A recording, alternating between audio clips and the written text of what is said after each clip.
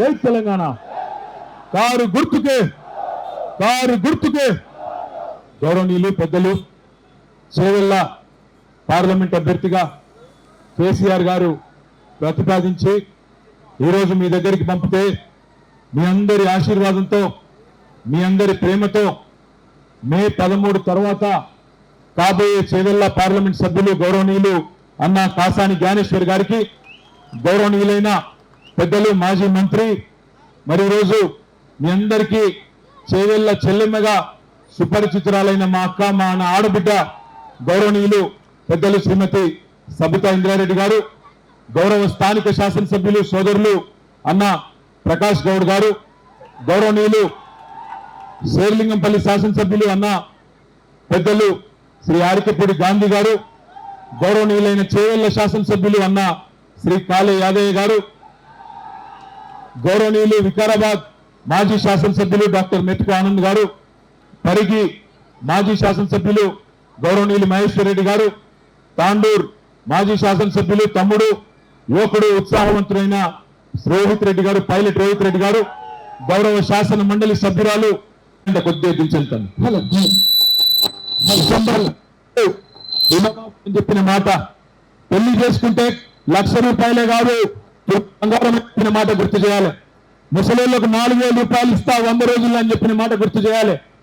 మహిళలందరికీ ₹2,500 ఇస్తా 100 రోజుల్లో అని చెప్పిన మాట యాద్ చేయాలి. ఇట్లా 1, 2 కాదు, ఎన్నో మాటలు అరిచేతిలో వైకుంఠం చూపెట్టి ప్రజలను మోసం చేసి ఇవాళ మళ్ళొక్కసారి తిరిగి మోసం చేయడానికి వస్తా ఉన్నది కాంగ్రెస్ పార్టీ. మీరందరూ బాహుబలి సినిమా చూసిరా? బాహుబలి పార్ట్ 1 చూసిండ్రా? పార్ట్ 2 కూడా చూసిరా లేదా?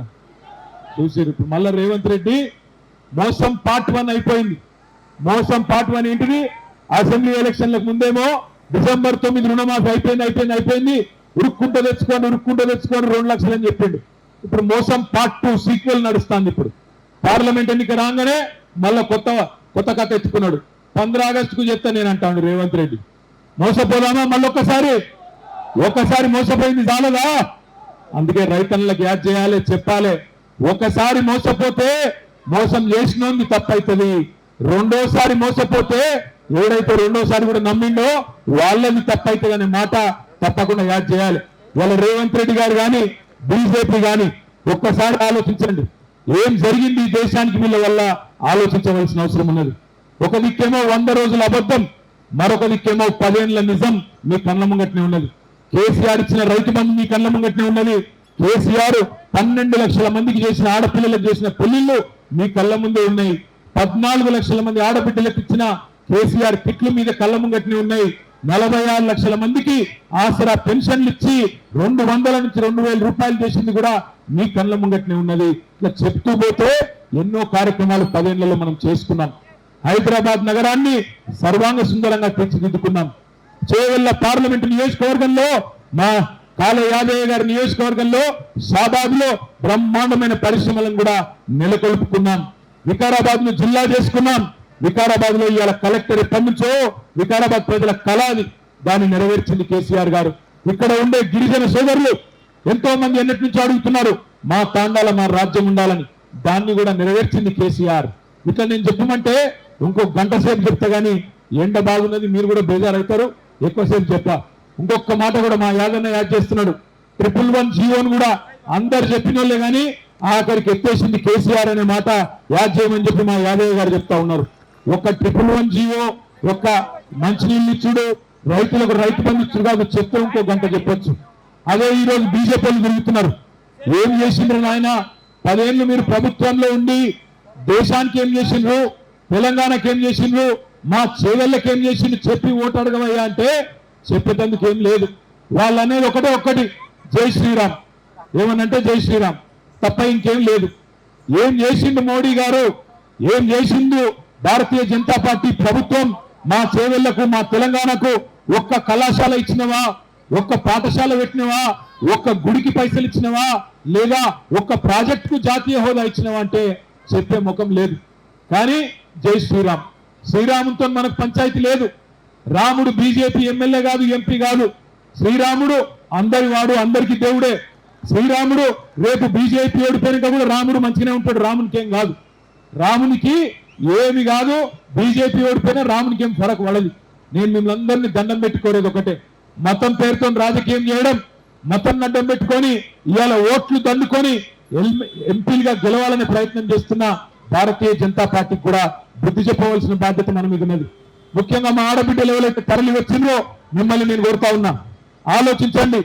మోడీ గారు ప్రధానమంత్రి అయినప్పుడు 2014లో సిలిండర్ ధర ఎంత?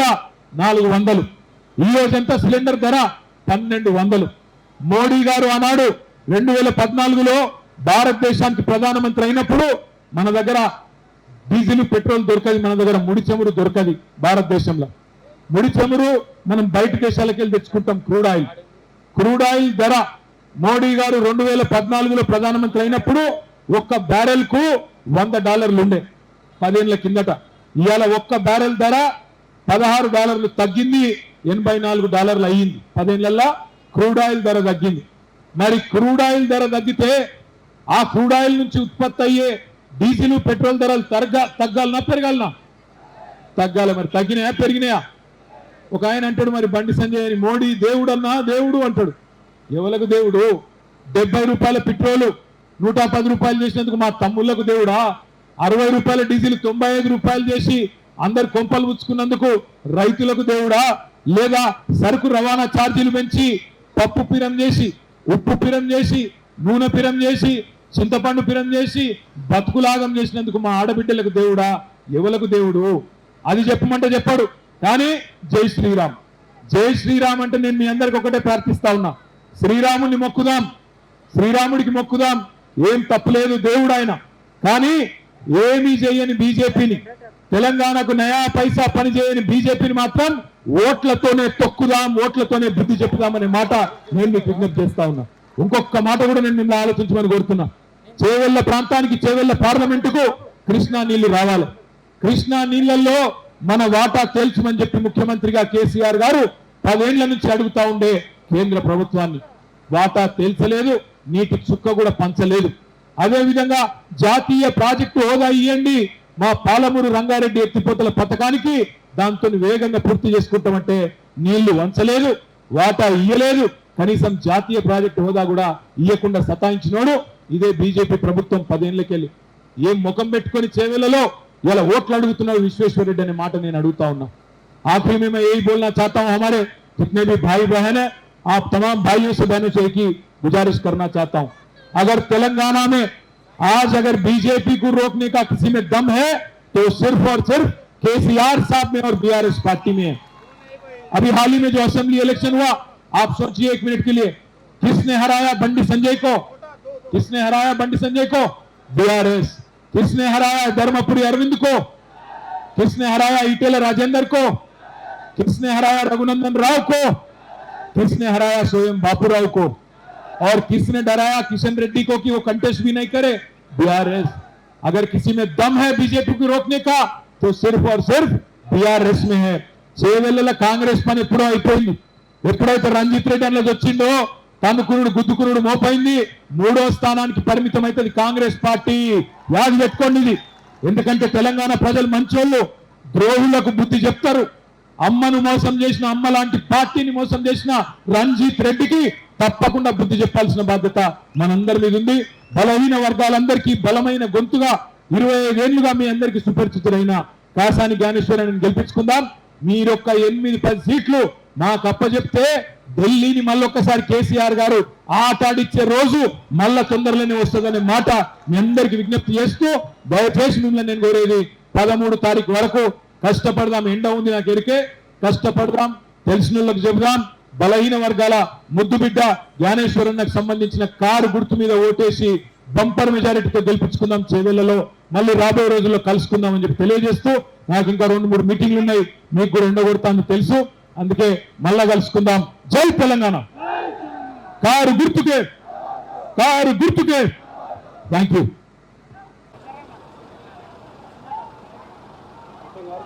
ఇలాంటి జై తెలంగాణ ఈనాటి పార్లమెంటు ఎన్నికల సందర్భంగా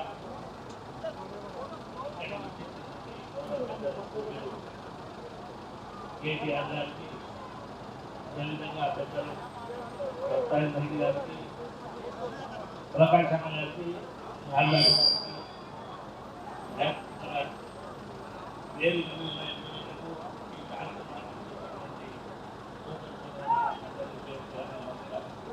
మిత్రులారా, వీళ్ళు బాగా నమ్ముతారు. ఎన్నికలు 20 రోజులు ఈ ఎన్నికల్లో భాగంగా చాలా మంది చాలా విషయాలు మాట్లాడినటువంటి సందర్భాలు నేను ఒకటి బాగా గమనించాలి. ఒక పెద్ద మంది బీసీలకు దమ్ము ఉంటే, బీసీలకు ఉంటే జైలుల గడ్డ మీద రాజధాని జ్ఞానేశ్వరం గెలిచిందని సవాల్ జరిగింది. తప్పండ వర్గాలతో కూడుకున్నటువంటి సమాజంలో కూడా ఆయనకు ఒకే ఒక జవాబు ఇస్తున్నాము. బీసీలతో పాటు తప్పండ వర్గాలు చాలా చేస్తున్నటువంటి మాట జైలుల గడ్డ మీద 4 గుర్తులు ఓటేసి పెద్ద సంఖ్యలో తడాక ఏదో ఆయన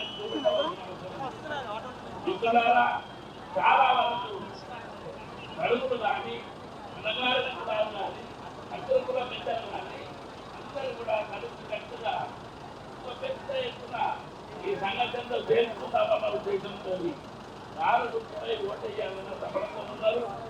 నేను గ్రామాలను నిలబెట్టు ఒక పెద్ద ఎత్తున ఇంటిలో ఈసారి ఒకే నినాదం 4 గుర్తు మీద ఓటేయాలని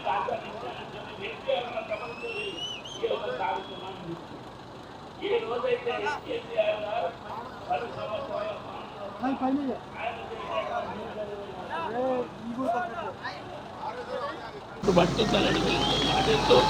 ఈ కార్యక్రమాన్ని ఇచ్చినటువంటి పెద్దలు మరి కేటీఆర్ గారు, అదేవిధంగా కేసీఆర్ గారికి హృదయపూర్వక ధన్యవాదాలు చెప్తున్నాను. జై తెలంగాణ, జై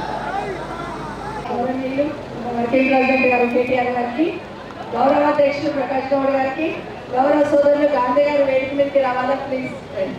షేలింగంపల్లి శాసనసభ్యులు గాంధీ గారికి, అదేవిధంగా చేవేళ్ల శాసనసభ అధ్యక్షులు ఎక్స్ఎమ్మెల్యే గారు ఆనంద్ గారికి, వారితో పాటు ఇక్కడికి వచ్చిన పార్లమెంట్ నుండి వచ్చిన అందరికీ కూడా పేరు పైన చేతులతో వచ్చి నమస్కరిస్తున్న ఎంపీపీలు, జెడ్పీటీసీలు, కింద నిలిచిన సింగిల్ విలేజ్ చైర్మన్స్ కానీ అందరూ కూడా ప్రతి ఒక్కరికి చేసిన గులాబీ సైన్యానికి, గులాబీ కుటుంబానికి అందరికీ ప్రతి ఒక్కరికి పేరు పేరు నమస్కారాలు తెలియజేసుకుంటూ మనమందరం కూడా ఎన్నికల్లో కాసాని జ్ఞానేశ్వర్ గారిని కేసీఆర్ గారు పంపించిన వ్యక్తి ఖచ్చితంగా గెలిపించి పంపిద్దామని గెలిపించి పంపించాల్సిన బాధ్యత మన మీద ఉంది. ఈరోజు నామినేషన్ ఆశీర్వదించడానికి వచ్చిన మీ అందరికీ కూడా అందరం కలిసి ఎవరైతే మనం తక్కువ అంచనా వేశారో, ఎవరైతే మన నాయకుల్ని తక్కువ అంచనా వేసి పక్క పార్టీలో పోయి పోటీ చేస్తున్నారో వాళ్ళకు ఒక గుణపాఠం చెప్పే విధంగా మనం పెద్ద ఎత్తున ఇంటి స్థాయిలోకి వెళ్ళి ప్రతి ఒక్కరము మేమే క్యాండిడేట్ అనేటట్టు, నేనే ఎంపీ అభ్యర్థులు అనేటట్టు ప్రతి ఒక్కరం కూడా పనిచేసి ఈరోజు మన అభ్యర్థిని గెలిపించి పంపిద్దామని తెలియజేసుకుంటూ జై తెలంగాణ. ఈ రోజు నుండి మనం ఫీల్డ్లోనే ఉండి 13వ తారీఖు వరకు అందరూ కూడా కష్టపడి పనిచేసి కేసీఆర్ గారు ఏ నమ్మకంతోనైతే మన దగ్గరికి కాసాని జ్ఞానేశ్వర్ గారిని పంపించారు, ఇప్పటికి 2 సార్లు కేసీఆర్ గారు ఎవరిని పంపిస్తామని గెలిపించాము. విశ్వేశ్వరరెడ్డి గారు ఎవరో తెలియదు, కేసీఆర్ పంపించారని ఓటేసినాం. కారు గుర్తుకి రంజిత్ రెడ్డి ఎవరో తెలియదు, పంపించారు కాబట్టి కారు గుర్తు కొట్టేసి కేసీఆర్ గారిని గెలిపించినాం. ఇప్పుడు జ్ఞానేశ్వర్ గారు అందరికీ పరిచయం, ఈ జిల్లాలో అందరితో మమేకమై అందరితో అనుబంధం ఉన్న వ్యక్తి. కేసీఆర్ గారు పంపించారు, కేసీఆర్ గారు గుర్తు కారు గుర్తు కొట్టేసి పెద్ద ఎత్తున గెలిపించి పంపిద్దాం.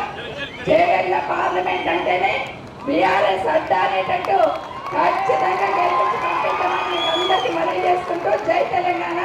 చాలా ప్రోగ్రామ్స్ ఉన్నా కూడా మా వినపాన్ని మన్నించి ఇక్కడికి వచ్చిన మా గౌరవ వర్కింగ్ ప్రెసిడెంట్ గారికి, కేటీఆర్ గారికి ప్రత్యేకంగా ధన్యవాదాలు తెలియజేసుకుంటూ జై తెలంగాణ, జై కేసీఆర్, జై కేసీఆర్, కారు గుర్తుకే జై తెలంగాణ. Thank you.